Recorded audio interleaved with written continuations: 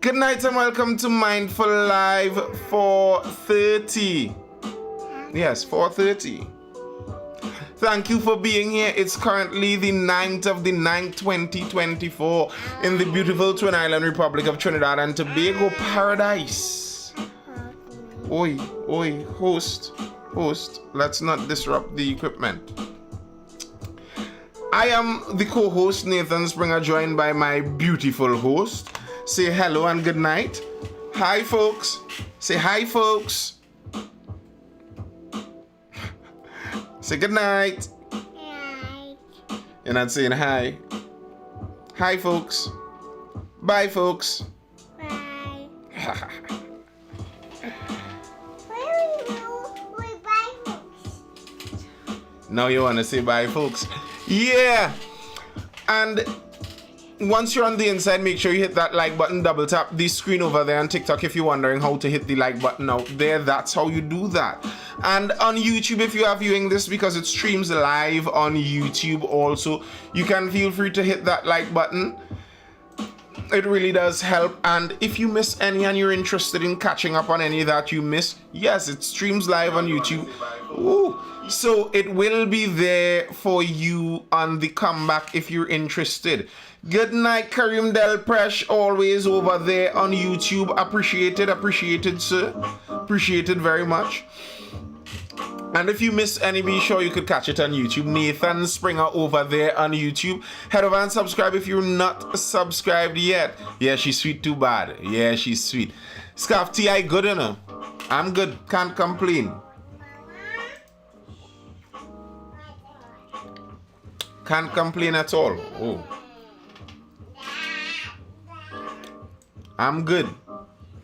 But how is Trinidad? Might be a not so good question.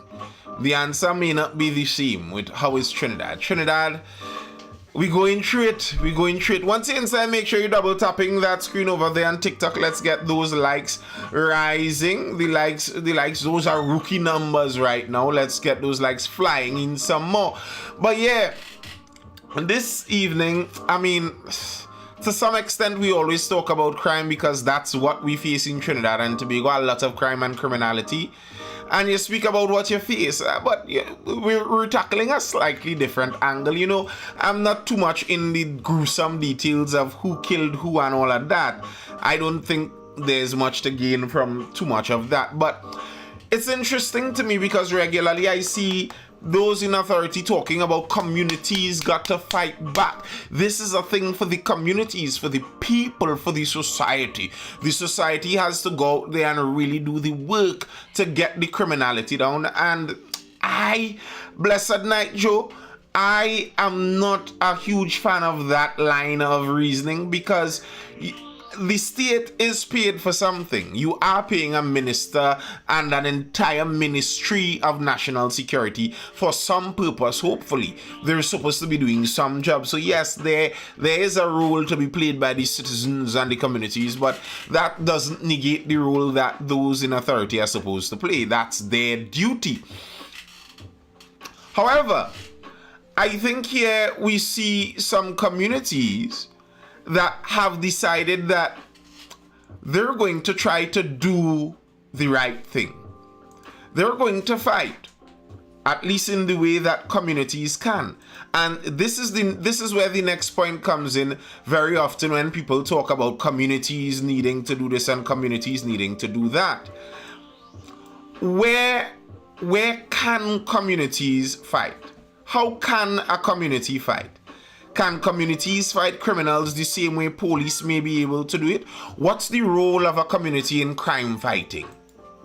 Well, let's see, as some communities are trying lately. Malik Village Council upset over silence and crime after 4 murders in a week. Communities can fight by not harboring them.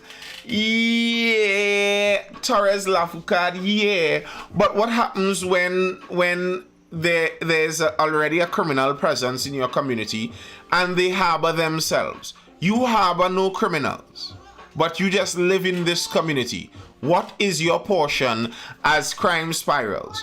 Are you supposed to attempt to go and spy on your neighborhood criminals so that you could accumulate evidence and supply it to those in authority? How are you supposed to do anything about this?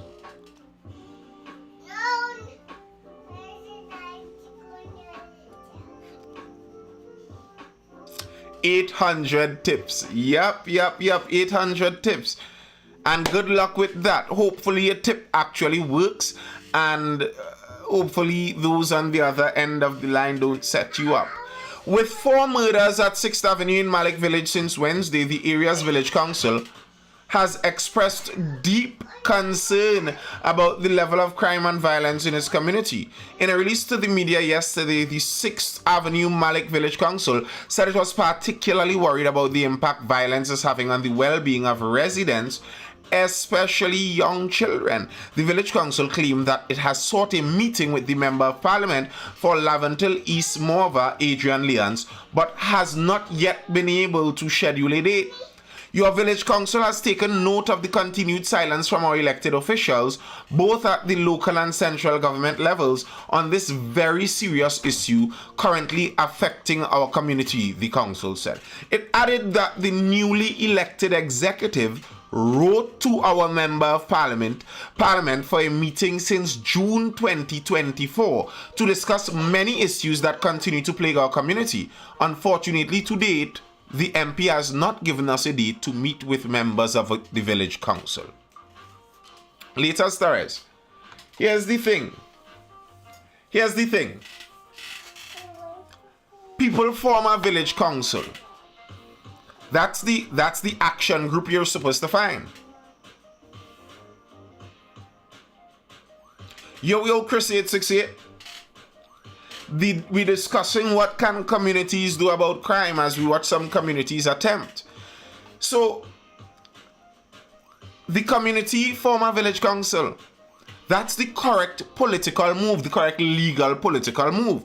We regularly, you hear the politicians, the MPs, such, say don't burn tires, don't get so disruptive. There are legal ways to do these things. Okay, a village council is the legal way. We all form a group. We elect people to that village council to represent our views.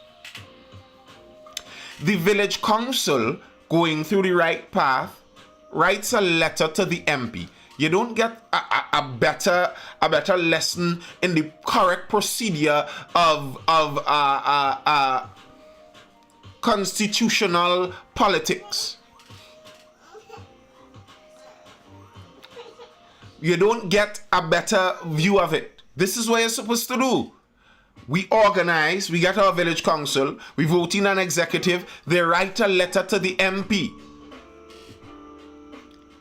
And crickets. And you could wonder, what is the suggestion here? Should the residents forget this village council business and burn tires in the road? Block the main road, block the bus route? I believe if they were to block the main road and bus route, the MP would be there that day.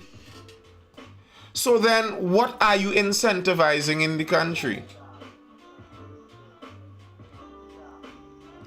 Chris 868 says most villages, communities are forming village council and have a consistent community watch, and I wouldn't doubt that. But that's on the community side. This is the point that I make regularly. When people say the community has to do something, what else do you want the community to do? They would like to meet with the Member of Parliament so they might be able to discuss making moves on a wider scale. Because what is a single villager in a community supposed to do?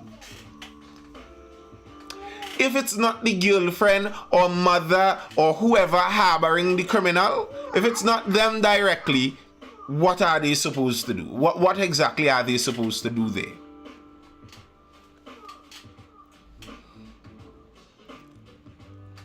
The village council said it's time for action after there were 4 people murdered in separate incidents in the community since Wednesday. We call for the establishment of a police post in the 6th Avenue Malik community, as well as joint army/police foot patrols. And this is something that I've said in this live before. When some people say that they don't think residents and citizens of Trinidad and Tobago are ready for what needs to happen for crime to decrease, I don't agree. You hear many people, the majority voices to me are voices like this. They want more visibility from law enforcement. They don't want less.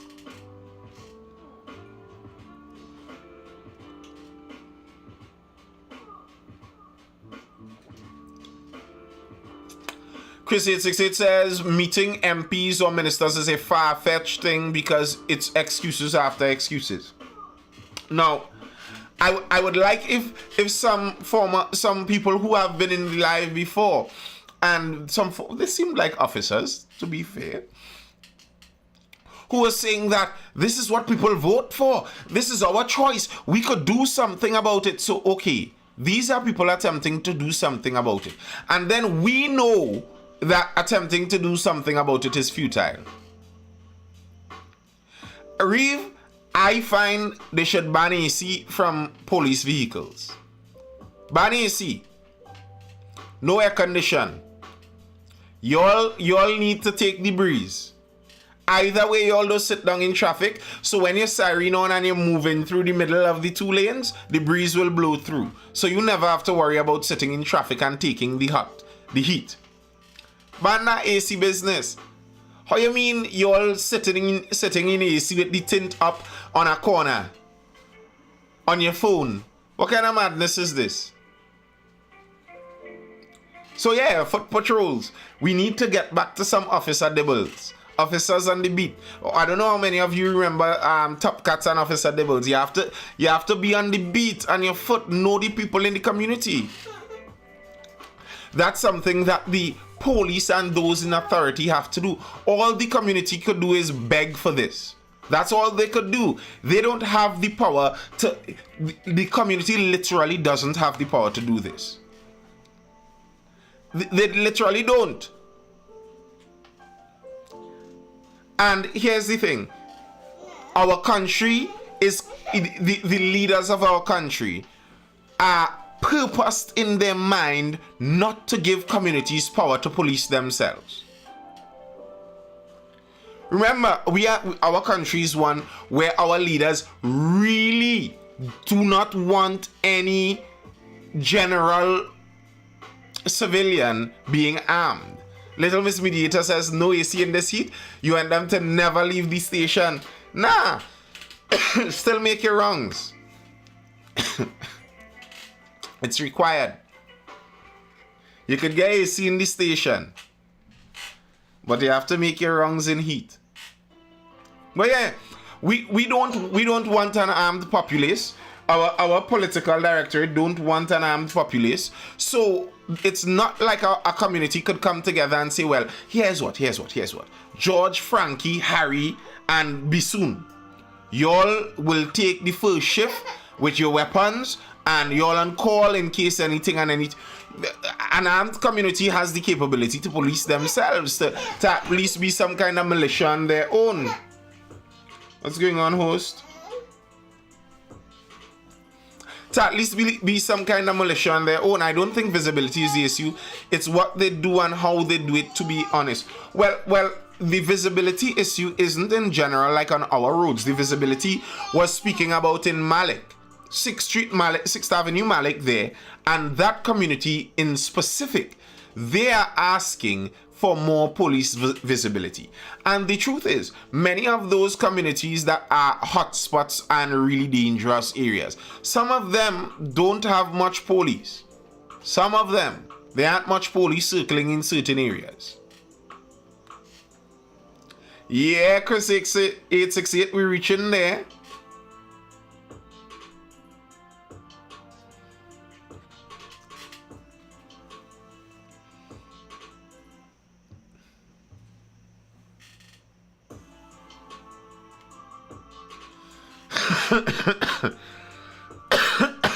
Funny article. It is getting worse this week, real people died, someone said. An Afro-Trinidadian woman in her early 40s said she was new to the area but felt fairly comfortable so far. While Guardian tried to speak with her, a man called for her to come back inside the house. She said she keeps inside her house and her direct surroundings are safe, but admitted she often heard gunshots from up in the hills. And you're comfortable, Tanti? I don't understand that, Tanti. You have to keep inside your house. You hear gunshots from the hills. But I'm really comfortable, eh? Yeah, the beat bad reef. Yeah, I'm comfortable, you know. I stay inside and occasionally there are gunshots whizzing past from up on that hill there. But no problem in this community. Two young men, listen this line from the article. Two young men, barebacked with chains, near a construction site, insisted with mischievous grins that there was no crime in the area. Here's the interesting part to me. They said instead the real problem was unemployment. Yeah, it's really, really difficult to get work, one of the young men said. I think people know the excuses that are given for them, and they are able to latch on to it.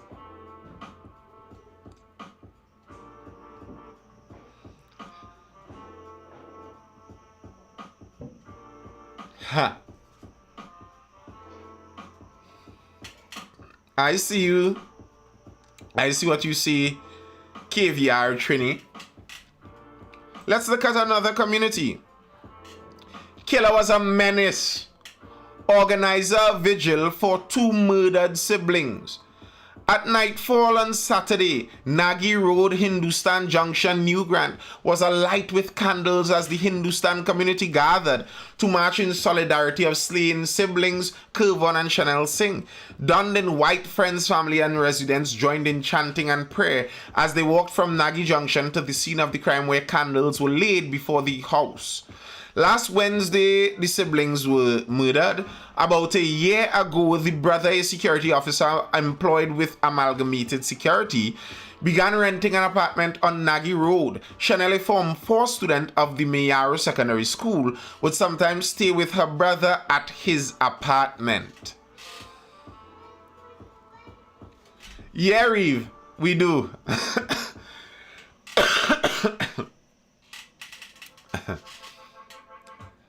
Residents assisted the police in the arrest of the 33-year-old suspect on Thursday morning after he eluded police capture on Wednesday night. Just by the way, someone was saying earlier on how communities help is by not harboring the criminals. Well, this community did just that.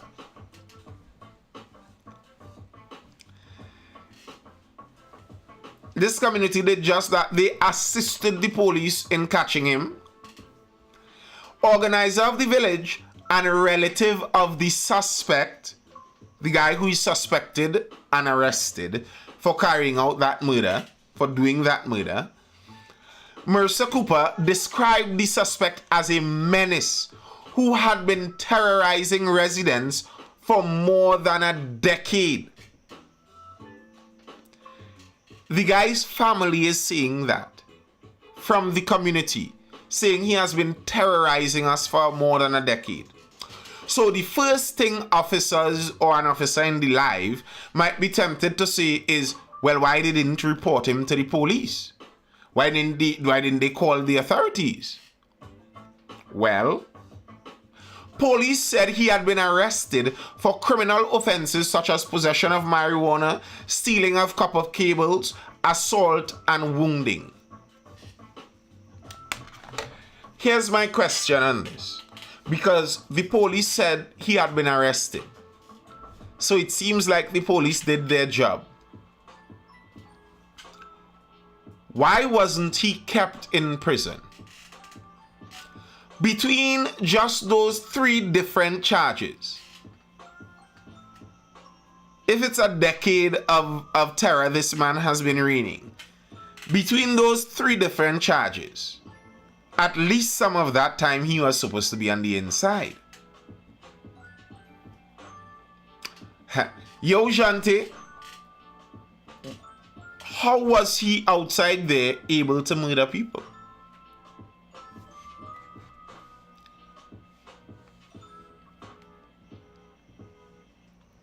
Richard Glubman says it. Bail. And can you blame the community for that? If the community already sell him out, the police already arrest him, we cannot blame either of those two groups. The community sell him out. They say, hey, it was he who had the copper cables. The police arrested him. Yet he's still out here able to do a double murder on a minor.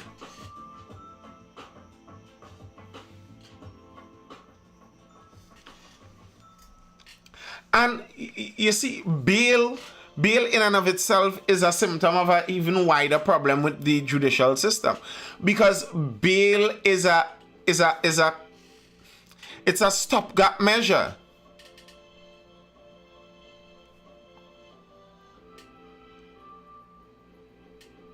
Of course I am, Thai 6, of course I am.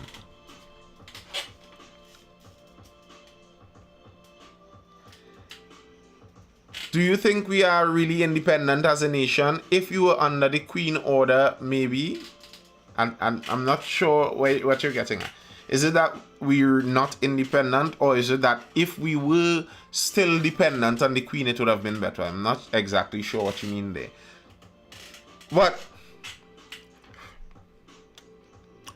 bail is a symptom of something else, because there's a reason for bail. The idea of bail is you are not guilty until you are found guilty. And bail, you don't get bail when you're convicted of a crime. So bail isn't really the reason he's out there. The reason he's out there is because he hasn't been yet convicted. Ha! Reach says, of course we're independent. Look the pan on our coat of arms. We need a robust constitutional reform ASAP. I don't disagree, but that's going to be very difficult to be agreed on. To get democratic constitutional reform is a very difficult thing, and I feel if you want the majority view on writing your constitution, you're not going to get the best constitution.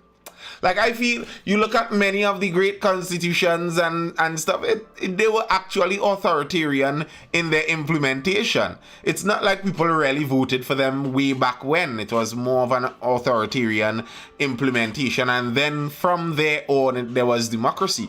But to get everyone to vote on what they want in our constitution, I don't think you're getting that in agreement. State-owned companies were being profitable under the old colonial rule. Yeah, but you see, you have to understand state-owned companies under colonial rule would have very likely had a lot of private stake from the colonial powers. So it's not really fully state-run like that. And to be honest, I think countries with a king leader is better than democracy, to be honest, unpopular opinion. Here's the thing. As we sidetrack from the crime a bit, I don't fully disagree with you. I'll say it like this: countries with a king leader, with an authoritarian leader, a dictator, are able to get things done much faster. And getting things done is important. But that getting things done much faster goes in both directions, positive and negative. Like, if Dr. Rowley just saw me speaking online and didn't like me for some reason, he didn't like this stupid mustache, this boy Green, and he wanted to get rid of me, he's going to have to go through a lot if he really wants to do that. And the chances I could get caught and end up in prison and all kind of bacchanal and thing. If he was the supreme leader, the king, the whatever other name you're looking for, emperor, that all it took was get rid of that, and I'm gone. I'm gone. So yeah, I agree that you will get things done faster, but the trade-off, I'm not too sure I'm willing to pay the price for it. If somehow we could have gotten that benevolent dictator, who is so caring and kind that he would run the society as he sees fit, I don't disagree. That would be beautiful.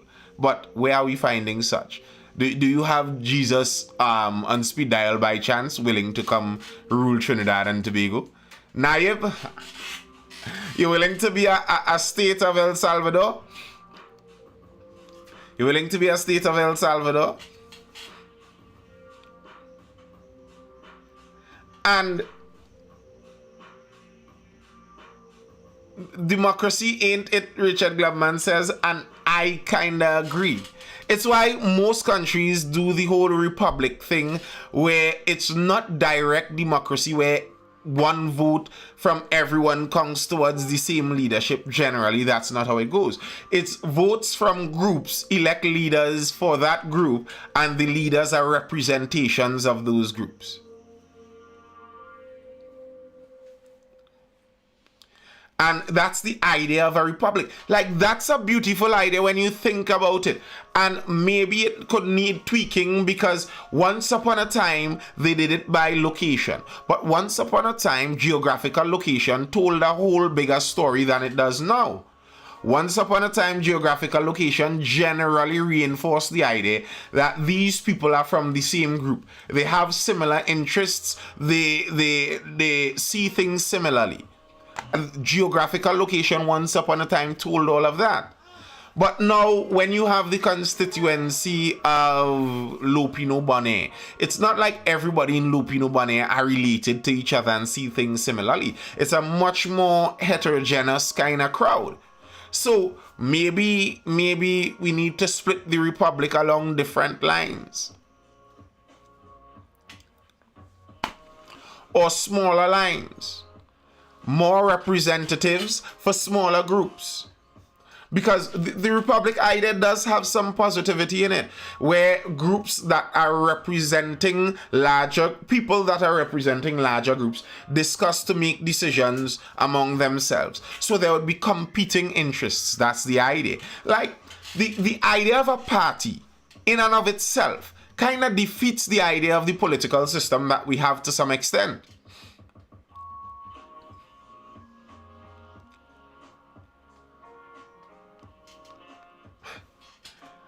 The idea of parties defeats it, because a member of parliament is supposed to be loyal to his constituents, not to his party. Unfortunately, we have it that that's not how it goes. Right now, we have 5 members of the UNC sitting down on a far end of their bench. They were put out to the corner because they dared to challenge their leader. That's the way with party. You have to be loyal to your party over your constituents. So the idea now of our republic, where the voters are supposed to have a representative that's representing them, is thrown right out the window, because the representative has to represent their party primarily. But Nathan, those in charge not even having the best interest for those they represent.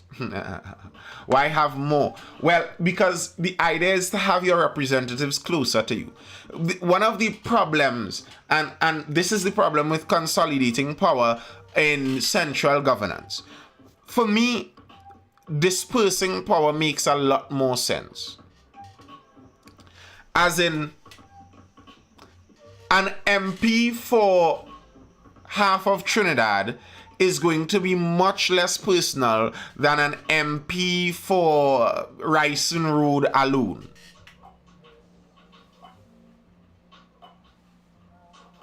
Nicholas Berment says El Salvador over Trinidad at this point right now looking tempting. I don't disagree. I don't disagree at all, because El Salvador is seeing the same thing. I reiterate over and over and over. The idea that it's poverty causing crime. You know, if you run out the road and find poverty wherever he hiding and lock him up, throw him in the prison in solitary confinement, then we wouldn't have no more crime. You have to lock up poverty and jail poverty and it will solve crime. No, it's not poverty causing the crime. It's crime leading to poverty. And El Salvador is seeing this. Their business community is thriving because they no longer have criminals extorting them around every corner. Speaking of that, in Trinidad and Tobago, we're having something like that according to the TTPS. The TTPS is saying they have now launched. TTPS launches anti-extortion task force. Police Commissioner Earl Christopher has announced the formation of a task force to tackle extortion in this country. That team will be led by Senior Superintendent Richard Smith, she said. So we're having a task force for that extortion. Our police are doing their duties, overdoing their duties too. Like the tanty out here, the policewoman out here, arresting a woman for a camouflage bandana. And the interesting thing, I pulled up the article. Minister Hines, from right earlier this year,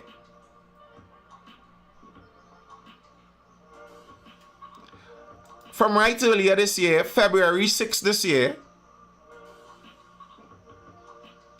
Chris 868 says they have built a very state-of-the-art jail and corrupted MPs and anyone who in the service will be in the same cell.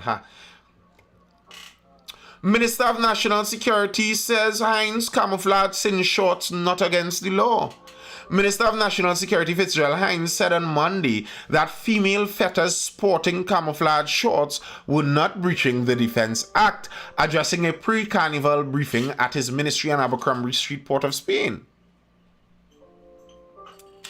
Now, here's the interesting thing here. Here's where he was saying this.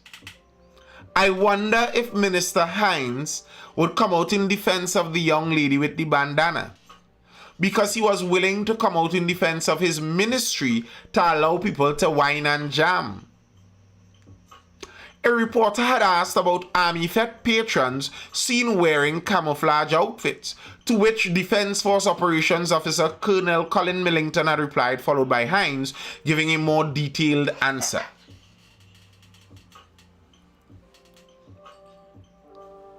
Nicholas Berman says, wasn't the camouflage the same green as the Defense Force? Well, here's the thing. It has to be in direct representation of the Defense Force uniform. Does our Defense Force wear a bandana?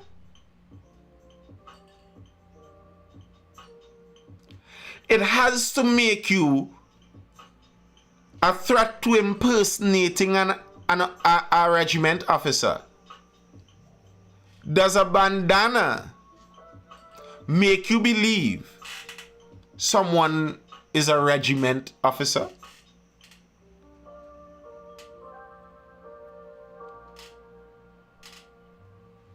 Are bandanas regulation with the TTDF? Do you get your flimsy $5 bandanas with your beret and boots?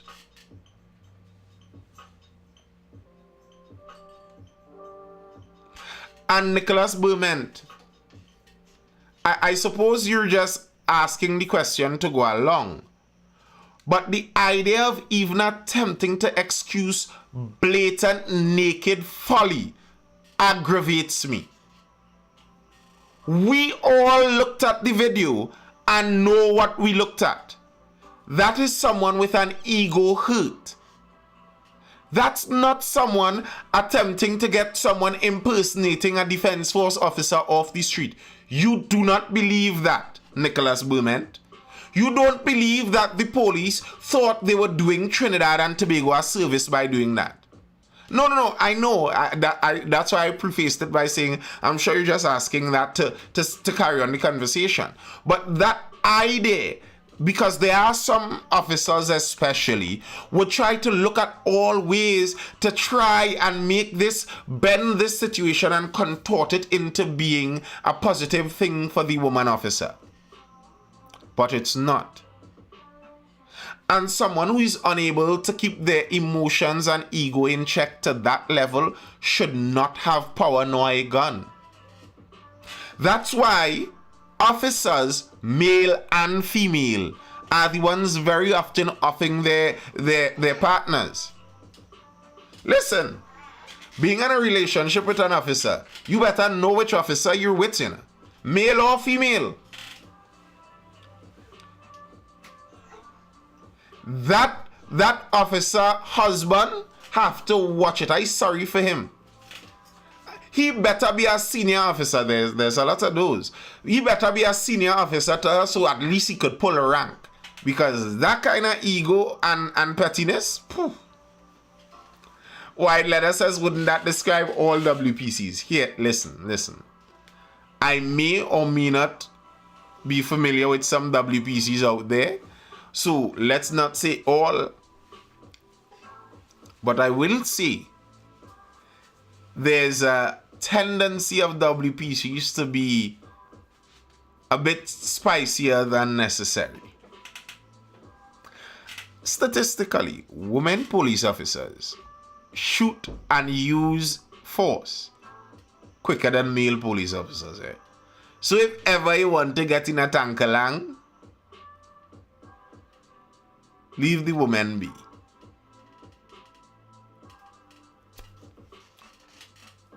I would like a consequence for that, though. I would like a consequence for that. Because this isn't something that costs us nothing. She wasted time while we're paying her. She's going to waste the court's time by arresting this woman and carrying her in the police vehicle, carrying her to the station. You're wasting our resources. The ego and pettiness of this one silly woman may cost this country tens of thousands of dollars.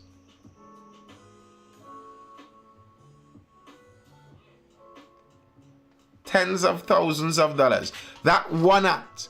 And that's beside if Sistrin goes and finds Freedom Law Chambers and decides to sue afterwards, where she may have a good shout for a lawsuit. And then it wouldn't just cost us the tens of thousands of dollars. In procedure, it may go up to hundreds of thousands of dollars because of this one silly woman who couldn't keep her ego and pride in check.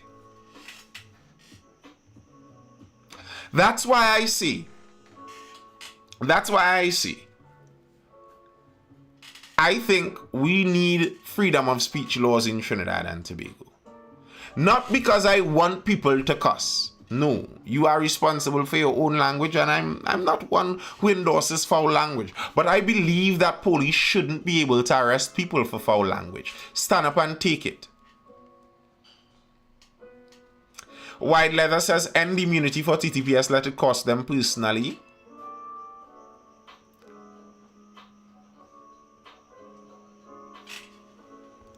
Lou Arojas.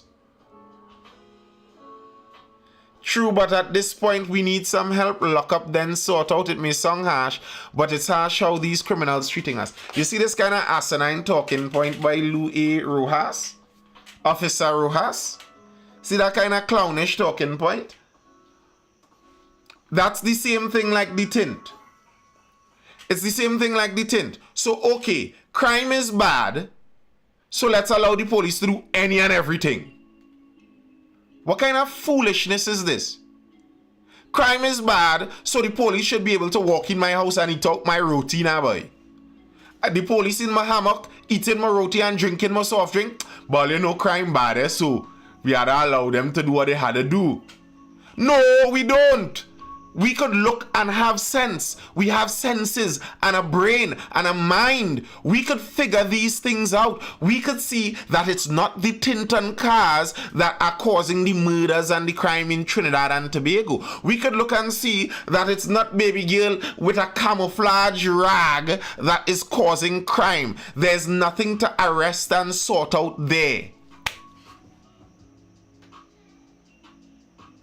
Being harsh there, the only thing that does is decrease the trust the police have with the communities. And listen, that's something that the TTPS always complaining about. We need to build the trust. And the foolish things with these big people that's supposed to be sensible, they want to build trust and they want to buff the country into trusting them. You all need to trust the police more.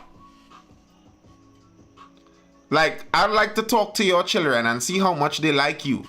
Like, how does that work? Cuff them down. I say, trust the police, boy.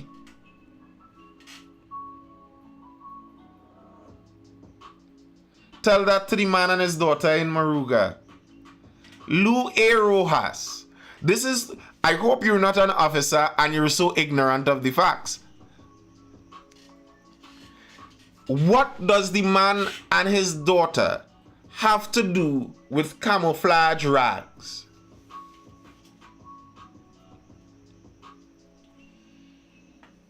When criminals can drive and watch at you in your vehicle and what valuables you have, car break-ins will rise for the Christmas season. TTPS has a -7 on the trust radar with the public at this point. Yes, their trust is too low. Like, I've been saying this for months now. If they were serious about raising their trust and actually stop, listen, here's a thing that confuses me, it bewilders me. How is it that every year the TTPS tells us there's a decrease in serious crime? How does that statistic work? This is why I don't trust them when they say that. The senior officer sometime last weekend or last week was saying they have things under control because the murders may look scary, but there are 14 other branches of serious crime or something like that, and those are decreasing. How are those decreasing every year? You all tell us this every year. By now, all other serious crime is supposed to be non-existent in this country. But here's the thing. Here's why I think they are liars, in my opinion. Here's why I think they are liars.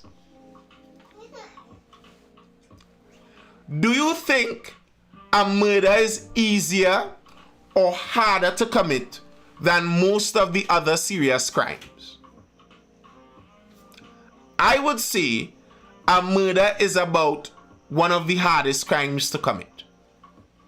In terms of the level of criminality you would have to be at. Nah, it's hard. The level of criminal you have to be a murderer, I think a murderer is deeper in the criminal world than even a car thief. Like, a car thief might not kill, but a murderer will steal a car without a doubt. You understand what I mean? The murderer is about as bad of a criminal as it gets. So if you're telling me the worst of crimes is at the highest, but the easier and less punishable crimes, everybody afraid to do it.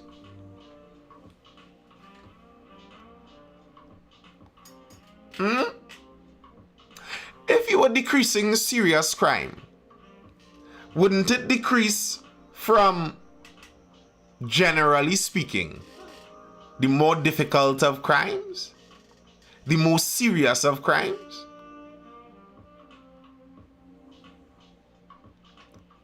Lou A. Rojas says we need stiff penalties to deal with gun possession.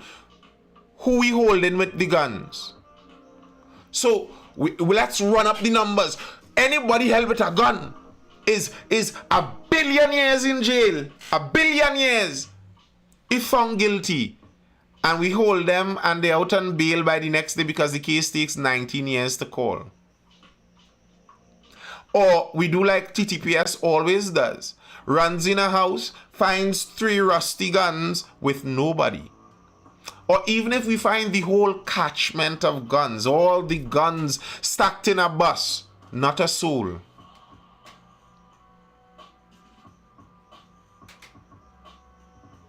Not a soul caught with the guns. So who these stiff penalties going to go to? Who going to get those stiff penalties? You know who most likely will get these stiff penalties? The people who are the least criminal. The guy who figure he could find a way around legality and keep a gun because he find this place a little sketchy out here and he get caught with it and he not in the circle of bad man, he is going to get that stiff penalty. He doesn't know which lawyers to call and all of that. But the real bad men, not a thing.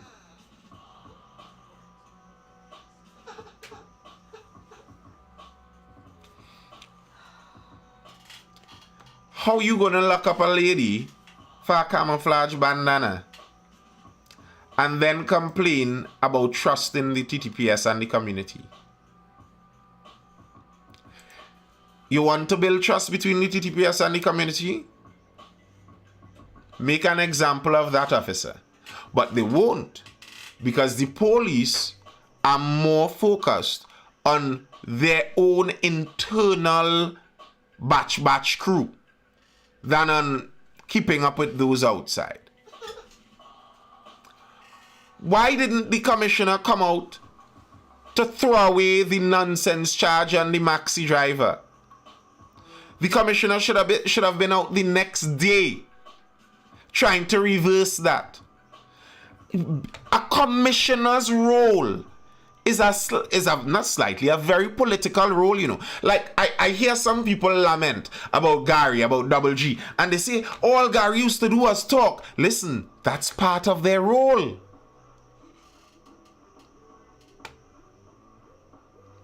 That's part of their role. As a commissioner, that's part of your role.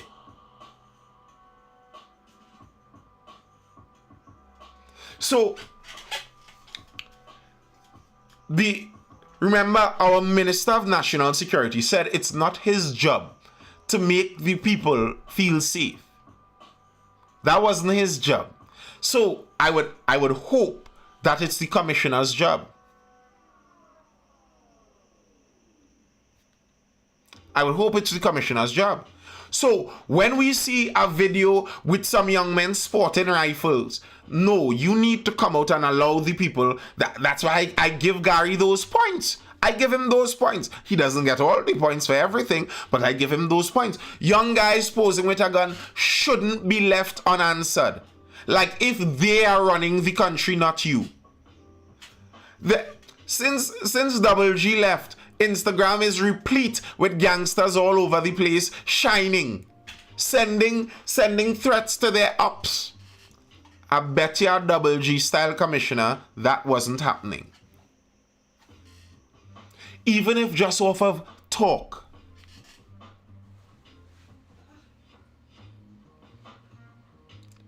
Your officer comes out and does something foolish. The next day, you don't necessarily have to throw the officer under the bus, but you apologize and say it was not handled ideally. Make restitution. No way your officer is supposed to arrest a mother for a rag with her children in the car and you haven't said anything about that yet. That was since this morning. Nah. Obviously, you as the commissioner would have known about this.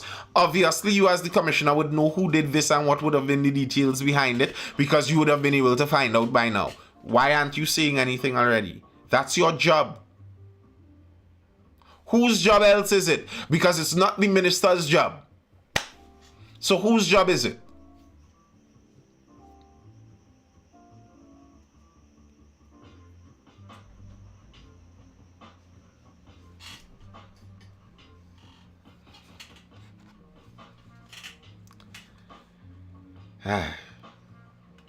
Alas, whose job is it?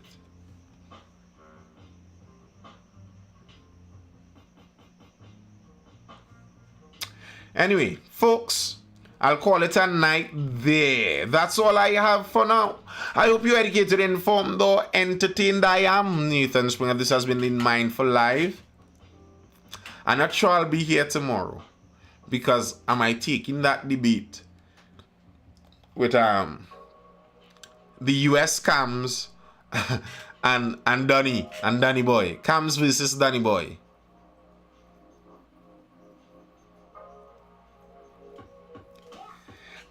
White Leather, you're right on the numbers. You're right on the numbers. But I think there was a cultural change that was affecting the way. There was a cultural change coming about that was affecting the way that the citizens saw and dealt with the police. And it may very well be, and I think it was, because Double G had and has political ambitions. But he was running the role with much more political acumen, which was bringing more people to his support, which is a positive thing for the police as they lack support. Alright, that's all I have for now, folks. I'll see you guys again for the next one. I'm not sure what time that will be. KVR, I'm really not sure. I'll just look at it when it pops up. Until the next one, most likely Wednesday. Until then, people, hope you're educated, informed, and entertained. I am Nathan Springer. I'm out. Hold it down. Laters. Stay safe. Peace.